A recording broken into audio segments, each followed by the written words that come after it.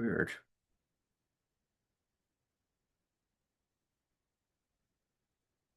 Okay, can you hear me better now?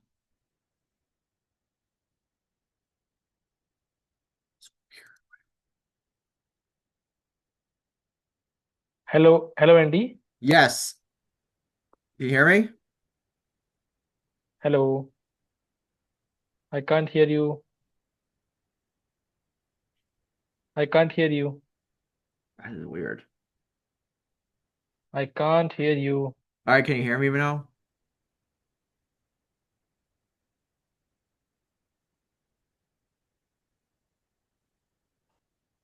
Uh, okay, can you hear me better? Hello? I can't hear you. Okay, can you still hear me? Hello. That is weird.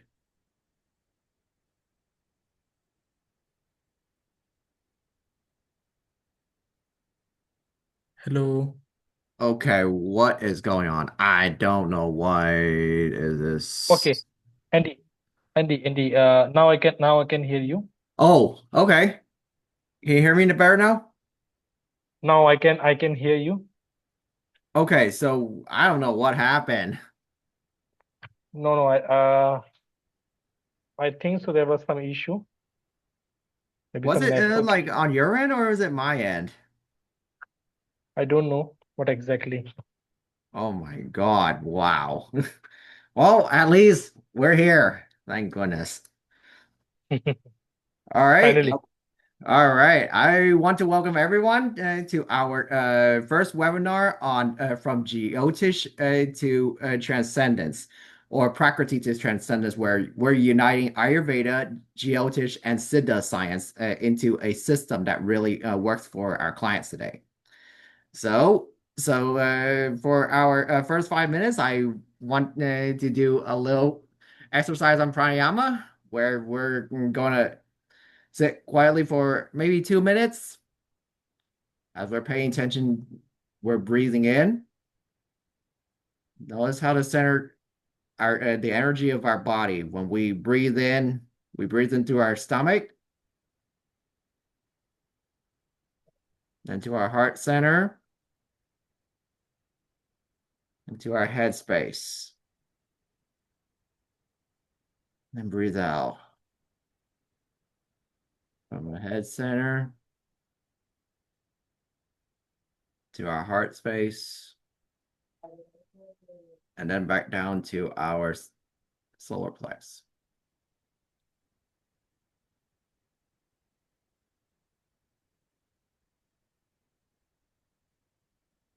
Each time when we breathe in for 4 seconds, four heartbeats. Retain our breath for 8 seconds.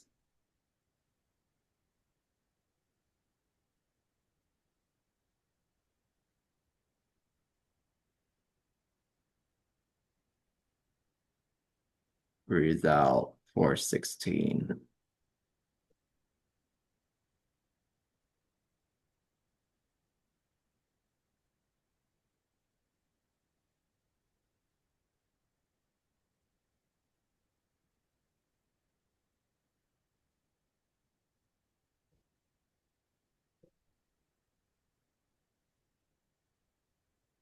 All right, Dr. Shantanu, you can start with our mantra meditation so that we can. Uh, Thank you so much, Andy, for this webinar and for your time. And so we will start the session with Dhanvantri mantra. So I will ask everyone just to close their eyes. So we will recite the mantra. The mantra is like Om Namo Bhagavate Mahasudarshanaya Sudarshanaaya Vasudevaya Dhanvantaraya Amrit Kalash Hastaya Sarva Bhay Vinashaya Sarva Rog Nivaranaaya Trilok Pathaya त्रिलोकनाथाय Shri Vishnu स्वरूपाय Shri Dhanvantari स्वरूपाय Shri Shri Shri औषध चक्राय नारायणाय नमः. So we will again we will recite this mantra. Om Namo Bhagavate Mahasudarshanaya वासुदेवाय धन्वंतराय अमृत कलश हस्ताय सर्व भय विनाशाय सर्व रोग निवारणाय त्रिलोकपथाय त्रिलोकनाथाय श्री विष्णु स्वरूपाय श्री धन्वंतरि स्वरूपाय श्री श्री श्री औषध चक्राय नारायणाय नमः. So this mantra belongs to Lord Dhanvantri, who is the god of medicine, god of healing. So we recite this mantra for the healing purpose. It is believed that this mantra itself is having the strength to heal the body. Somebody who chant these mantras on the regular basis early in the morning gives you a very healthy life, a very healthy lifestyle, a very prosperous life. So we bow to Lord Dhanvantri to give us a better life, a healthy life, a peaceful life.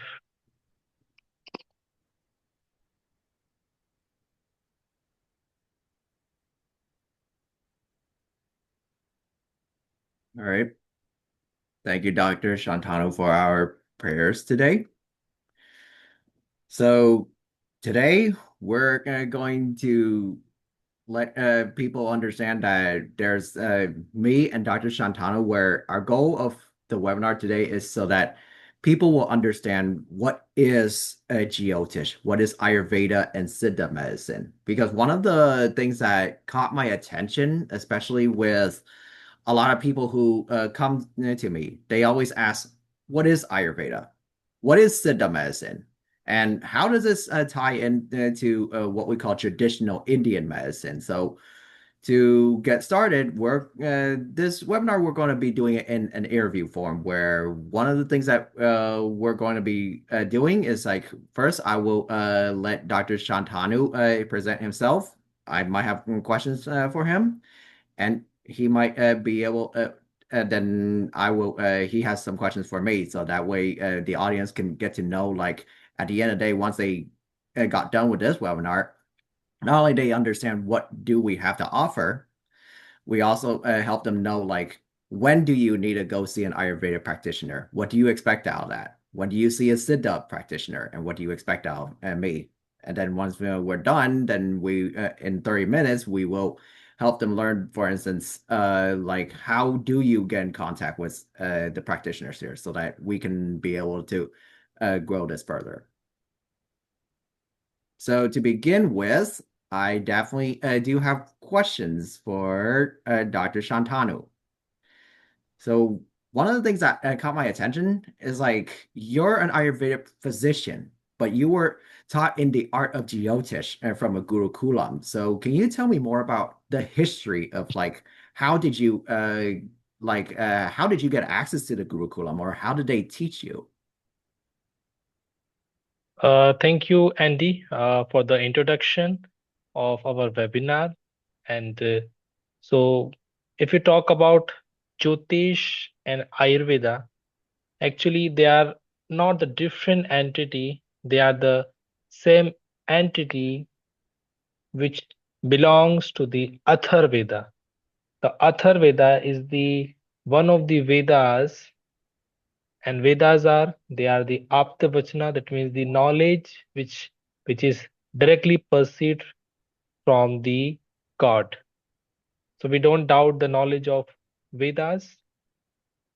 In the ancient era, that means in the Gurukul phase, the Jyotish and Ayurveda were practicing together. It was not different, it was the same because they are the sister sciences and each one of them is incomplete without each other. There is a shloka of Bhesaj Ratnavali which states that Graheshu Patikuleshu Nanakulam hi Bheshajam te Bheshajnam Haranti Balvantipi te Pratikita Granado Pashat Kurya Chikisitam. So Acharya itself states that someone having the knowledge of Jyotish can be an ideal practitioner. And why this is so? Because the physician will have better understanding about individual prakriti, individual mindset, knowledge about the timings of the events, selection of the medicine, selection of the time for the treatment. So this all things entities makes this science complete. That is what been taught in the gurukuls and the knowledge that I have attained because in India, if we talk about, we have a formal education, we have a degree, but in the ancient era, in the Gurukul phases, the Jyotish and Ayurveda were taught together. It was never a different science. It was actually the sister sciences which is incomplete without each other. Okay, so here's something that I notice a lot of times, like even me as a Siddha practitioner, one of the things that caught my attention is people ask me, what is Prakriti? How is that different from somebody who has an imbalance? How do I know my Prakriti? The one problem that I get a lot of times, especially as an Ayurveda practitioner, is that we rely on questionnaires. Sometimes questions they're very subjective. We as practitioners, we have biases. They will say, "Oh, this person is skinny. He must be Vata." Sometimes they look a little bit more chubby. They think they're Kapha when clearly they're Pitta. I was like, okay, so how can like based upon the fact that you study in a Gurukulam, how does a real practitioner would traditionally know that person's Prakriti? Like in the original way? And how do you know if a physician is truly ready to be a physician? Because if you sent them out just like what we're right now creating a BAMS, I personally felt like as though we're not creating physicians to begin with. Yes, yes, yes. I I truly I truly agree to whatever you have mentioned about Prakriti and your experiences with the Ayurvedic physicians that you have observed. The thing Prakriti means the nature of a body, a nature of a body, and you can't predict by just only the physical appearance. What is happening nowadays, the Ayurvedic practitioner, the Ayurvedic doctors, because they don't have a complete knowledge. They don't have a complete knowledge about it. And what they are doing, they are just using the knowledge of Ayurveda, not the complete science. That means the knowledge of Jyotisha. And this Jyotish science, this Jyotish science make you able to understand the Prakriti, not just the physical property. You have to look the innate things as well. As you mentioned that someone who looks skinny and you predicted, okay, this person might be is having a Vatik Prakriti. It's not like that. You have to check the innate characteristic feature of the individual as well. And that picture you will get through the astrological charts. This is Okay. how this is very important. This is how it is important. Okay. Until and unless if you don't know the innate property of an individual, you can't get the prakriti, because prakriti means the nature of a body, and you can't just keep the physical things as a prakriti. And this is what is mishappening to most of the physicians, that just by the physical properties they are giving, okay, you are going to even a Vatik Prakriti, Pittik Prakriti, Vatik Pittik, things like that. And that's why maximum time they are getting wrong as well. This is how. Okay. So, like for instance, let's say like this is a test, all right? I want to give the audience a chance to see if anybody can guess my Prakriti right. Because I know you, Dr. Shantanu, you let's say for instance, my birthday is October 26th, 1993. I'm born in 1:20 a.m. Now, if you were to be a Jyotish person versus if you're an Ayurvedic practitioner, let's say if you're a typical practitioner, you look at me over the like on camera right now. I wonder what is my Prakriti because a lot of people they think I'm Vata Pitta. Yes, yes, yes, yes. So look, because I don't have your chart. I have not analyzed your chart. So obviously I can't get into the uh, Jyotish parameters, but just by looking your face, what a person can assume that, okay, you look quite skinny. So again, they will interpret, okay, you are Vatik, and again, there's a glow on your face. Your skin is very yeah, oily. That's why you will be Vatik Pittik. So again, they will be wrong. There is high chances of getting wrong. So for that thing, you have to analyze the Jyotish parameters, and then you will get to know the innate property of an individual. So that is why Jyotish becomes very useful if you have to study Ayurveda, if you have to practice Ayurveda. This is the importance of Jyotish into the Ayurvedic sciences. Okay, so help me learn, like for instance, one of the questions that I came up with is that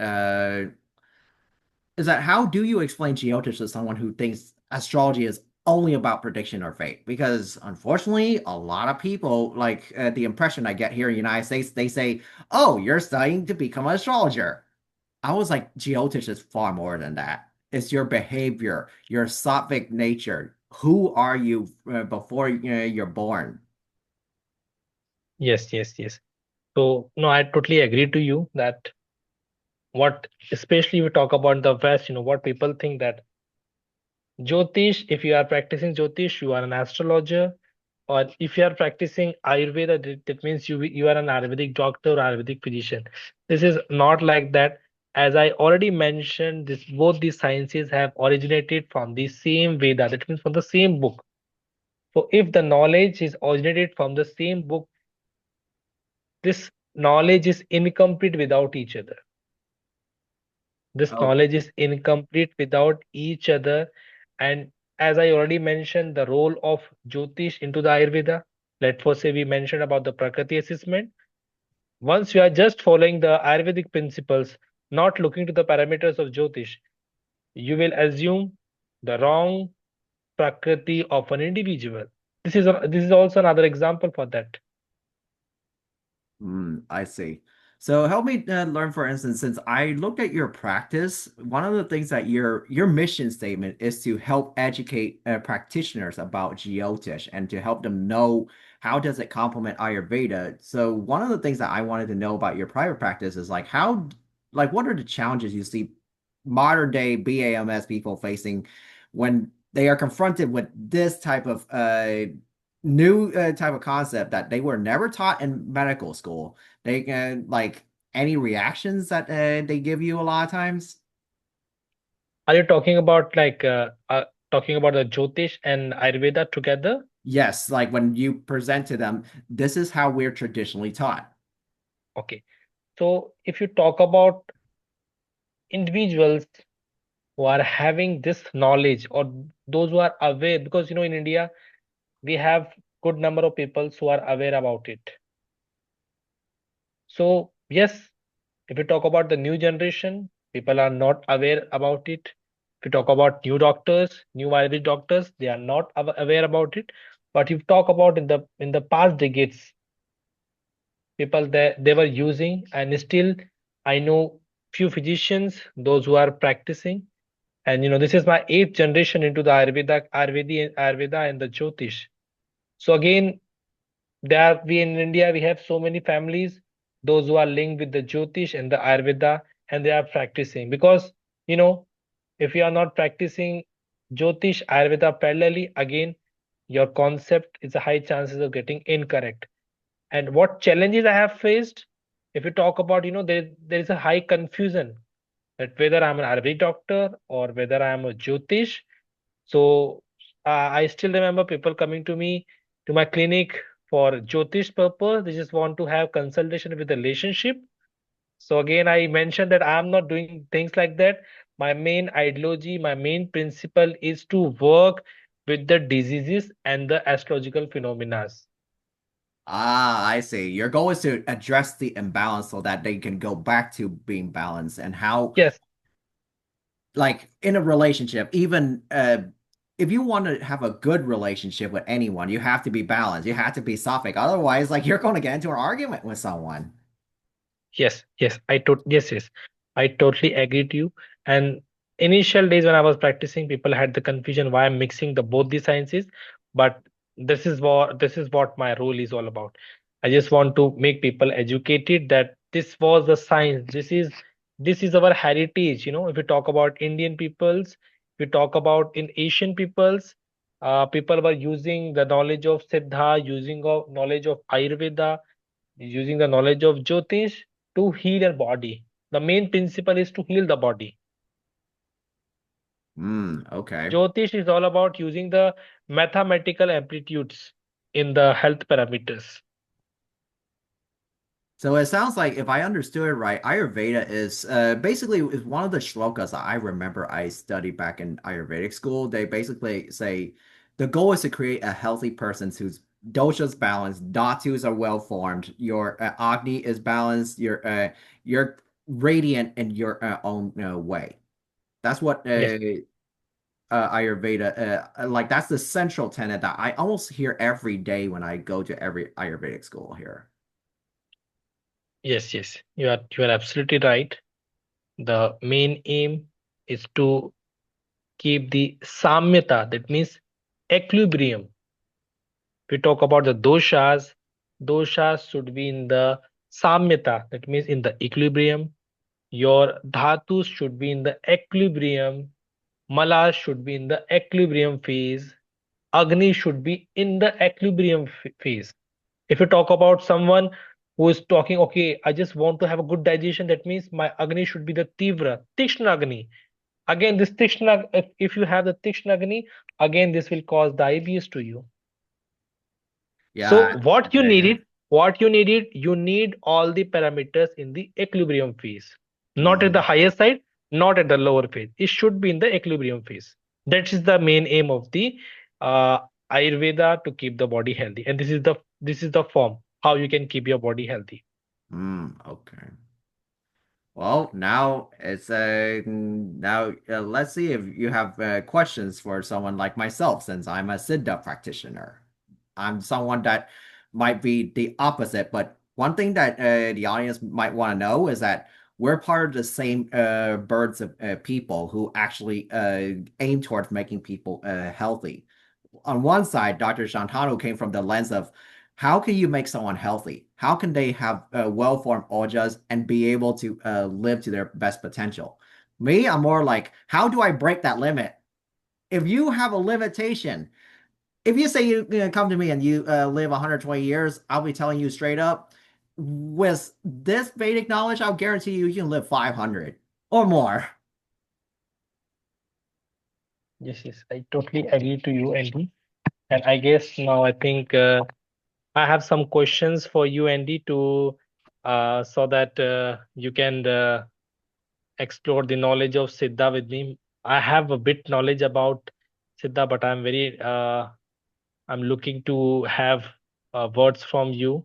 Hmm. So, Andy, what is your purpose related with Siddha, and how you started practicing Siddha and the challenges that you have faced practicing Siddha? Okay, so this is me as a practitioner, is that when I originally, before I go to Siddha medicine, I was actually a student in naturopathic school. I went to naturopathic school. One thing that I am emphasizing about, at first I thought I wanted someone to be well. I want them to be healthy. But then somehow I noticed deep inside of me, I felt like something's not enough. Is it then what I was taught by my own ancestor, by my own parents? Death is not the end.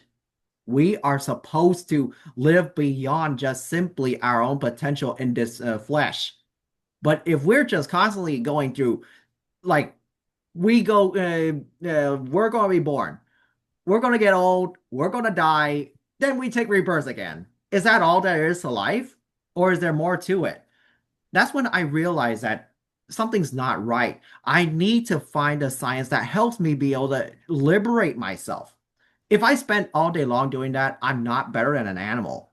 So I tried going into Chinese medicine where I study acupuncture. I was hoping that maybe perhaps I will find something new. But what ended up happening is like I went through what we call a Kundalini awakening. It changes my perspective on what medicine is. I found out that if we're constantly just simply doing points on people and just to resolve their medical problem, eventually I'm not any better than a dead man who will, one day walk like a skeleton. He's just like, he has nothing to offer to people. He's just surviving.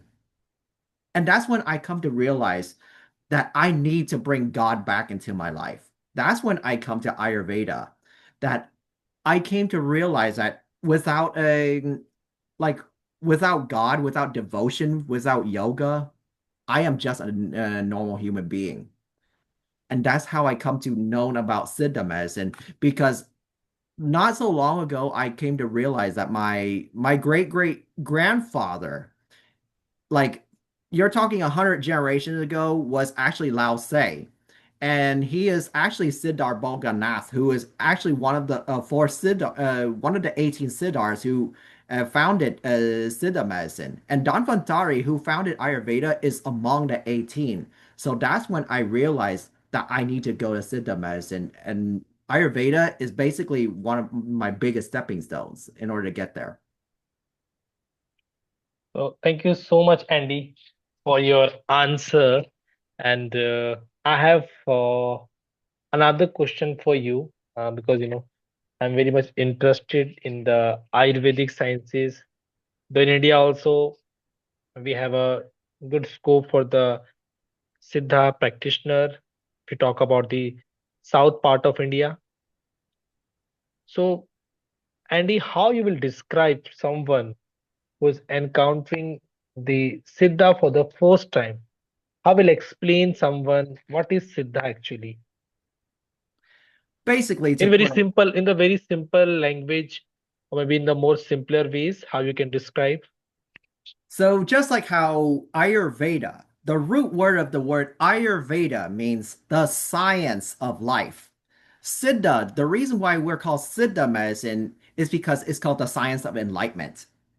Because the goal is not just simply, oh, I'm going to live my life every day and just try to live up to 120 just so that I can go back to the science of go back to rebirth. My goal of Siddha medicine is to one day like I can cut off my like free myself from the cycle of rebirth and death. I can become deathless. I can actually stop the cycle for good so that I can truly like I can leave my body, go live in another one, and basically I can age like never age ever again.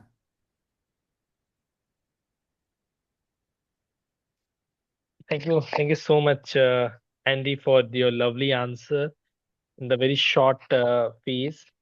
And I will have another question for you that in what ways the Siddha science lead to the spiritual growth without conflicting with the Ayurveda or the Jyotish? So how is different from it?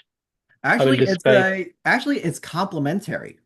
Just like how Dhanvantari is one of the 18 Siddhars of Siddha medicine, we treat Ayurveda and Jyotish like our brothers and sisters. Siddha medicine also gave rise to Chinese medicine, where we have the acupuncture points. If it wasn't for them, we would not have Chinese medicine. They're 10,000 years old. We came from the same region as Siddha medicine 10,000 years ago from our forefather named Huangdi. His forefather is Shennong. He actually came from Tibet.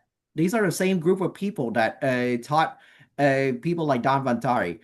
Even the Jyotish people, like they too learn from us. And the reason why I come back to that root and I want to learn Jyotish is because like the problem is like nobody is teaching it in our culture anymore. China have lost that root. We're going back to it, and we need to teach people how do you live the life where you can no longer have to like you can live forever. That's the key. It's like the only difference between Ayurveda and Siddha medicine is something that my college professor always asked me. Are you seeking to be healthy or are you seeking to be enlightened? Yes, yes, Andy. I totally agree to whatever you have mentioned about Siddha Sciences. Andy, I have another question, and that is coming in my mind to ask to you is what is the relation of Jyotish with respect to Siddha, and how have you ever noticed some context related with Siddha and the Jyotish ever in any There is. classical There is. references? Let me tell you straight up, the first person who actually developed Jyotish and discovered that was actually Agastya. He is the first saint that a lot of Indians talk about. He's the one who talked about Varma therapy that Ayurveda got it from. Jyotish actually has someone like Agastya who came from that unified mind and helped bring it to the world. And then you have the science of Rasayana. That also came from people like Bolganas, Kalanginas, Agassiar, Nandi Devar. Like they are the people who also like they discovered that. And then the people who founded Ayurveda, they also come to rediscover the same source again. So it's pretty much very cyclical. And that same thing with yoga. The reason why I'm saying that we're part two birds in the same family is because we we share also the eight limbs of yoga. That's basically how I came to the same conclusion. I totally agree to you, and I've also read about this about the Siddha sciences is Jyotish relation, and the yoga itself is a very connecting link. I have another important question to you because I can see the high energy and the glow on your face and very what to say very charming your personality, your thinking, and I totally appreciate you.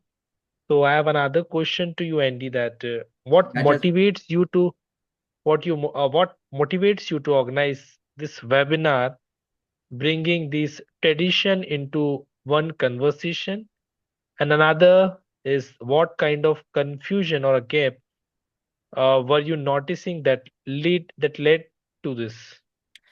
Okay, so when it comes to organizing a webinar, my goal is to bring awareness to so that everybody who is not part of the Ayush family can understand who we are, not just Ayurveda but Siddha medicine and how we're. It's like you know my brother, but you don't know me. It's like, come on, man. You know my brother so well because he is presented to your door a long time ago, and here you are telling me you don't know who I am as a Siddhar. That's embarrassing. You only know my brother.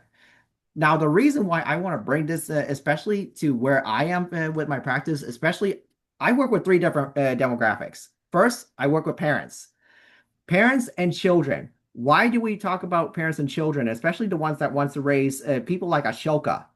A lot of times I ran into school systems here in the United States.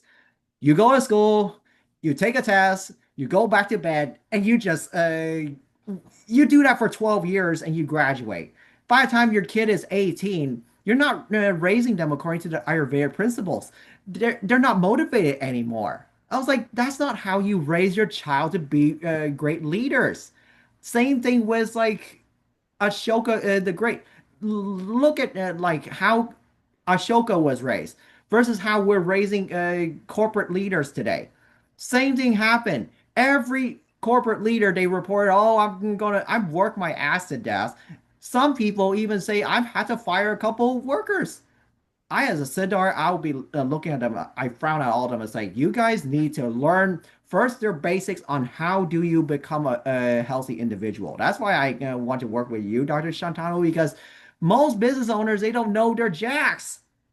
Parents don't know how to raise their kid. They're chaotic here in the United States. And then practitioners, when they come in, when somebody came into the office, they say, Andy, I wish I know how to take care of my patients. They say they get better, and then next thing you know, they relapse.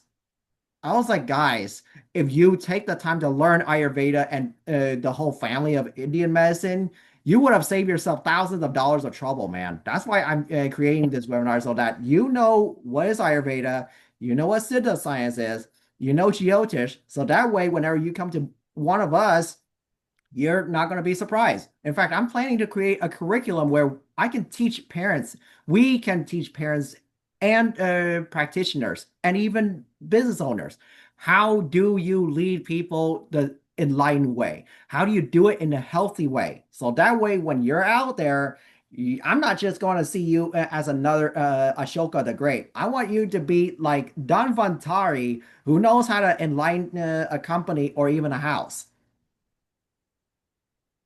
Yes, yes. Andy, I totally agree to you. And you mentioned a very good point about, about the parenting, how things are going, especially talk about the West.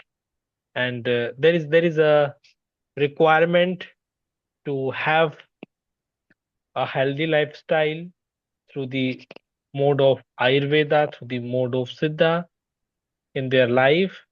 And instead of wasting millions of dollars, millions of wealth over the health issues, they can counter with the a very low costing remedies through Ayurveda, through the Siddha.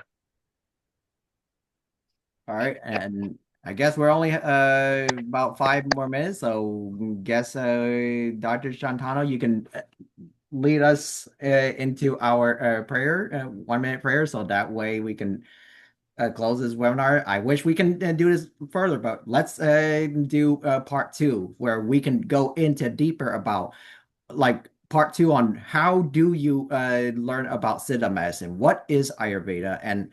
And like we can go further into Jyotisha, and we'll let our attendants know about this, attendees. Yes, yes, Andy. I totally agree to you.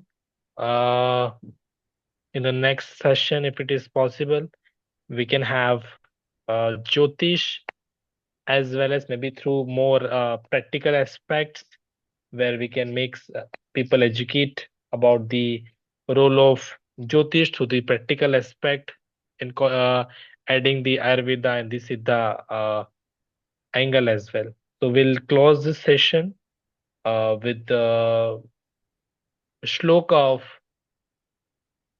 Gita, Bhagavad Gita. So एवं सर्तयुक्ता ये भक्तास्तां पर्युपासते ये चापना सर्वव्यक्तम तेषामेव न मिक्तम भवानिमच था मय्या वेद चेतसाम मय्येव मनादस्य मयि बुद्धिम निवेशस्य से मय्येव अथ कुरुतं न संशय अथ कुरुतं समाधातु नाशिप नोशिप स्थितत् ओम शांति नमः ओम शांति